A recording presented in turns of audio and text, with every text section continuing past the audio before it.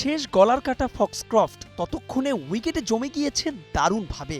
Tiger বোলারদের পিটিয়ে তুলে নিলেন 50ও। স্টেডিয়ামের গুটি কয়েক কিংবা টিভি সেটের সামনে থাকা সমর্থকদের মনেও হয়তো ভয় জমে গিয়েছিল ততক্ষণে। কিন্তু প্রবল স্রোতের সামনে আর কতক্ষণ। স্বস্তির নাম মেহেদী হাসান মিরাজ। সাগরিকায় এ যেন এক চিলতে শান্তির। টাইগাররা 3-on-3 দুর্দান্ত সিরিজ জয়। এ তো গেল শেষের গল্প।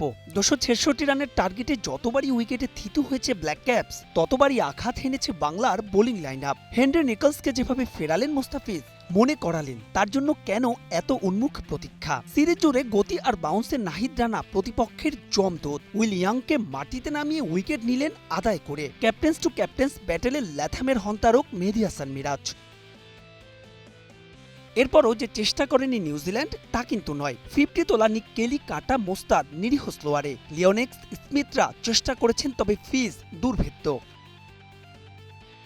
এর আগে এদিনও টস ভাগ্য হাসেনি বাংলাদেশের পক্ষে। হাসেনি দুই ওপেনার সাইফ আর তামিমের ব্যাটও। আশা জাগিয়েও ব্যর্থদের দলে সৌম্য সরকার। তবে চতুর্থ উইকেট জুটিতে শান্ত লিটন ব্যতিক্রম। প্রথমে ধীর স্থির, তারপর তাদের ব্যাট হয়ে উঠল তলোয়ার। 19 ইনিংস আর 30 মাস পর এলকেডি পেলেন 50। শান্ত তুলে নিলেন ক্যারিয়ারের 4 নম্বর শতক। এ দুজনের পার্টনারশিপ থেকে আসলো 160 রান।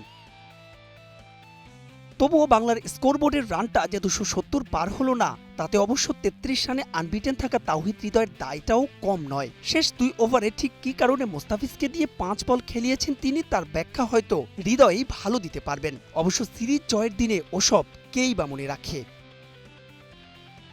সবশেষ 2022 সাল। এরপর আর টানা 3টা সিরিজ জেতেনি টাইগাররা। এ জয়ে খুলল সেই গেরো। সঙ্গে আপকামিং জুনের সিরিজে তাসমান সাগর পারের আরেক দল অস্ট্রেলিয়ার জন্য দিল স্পষ্ট বার্তা, ভয় পাও অজি, ভয় পাও। মাহবুব রিমন, স্টার নিউজ।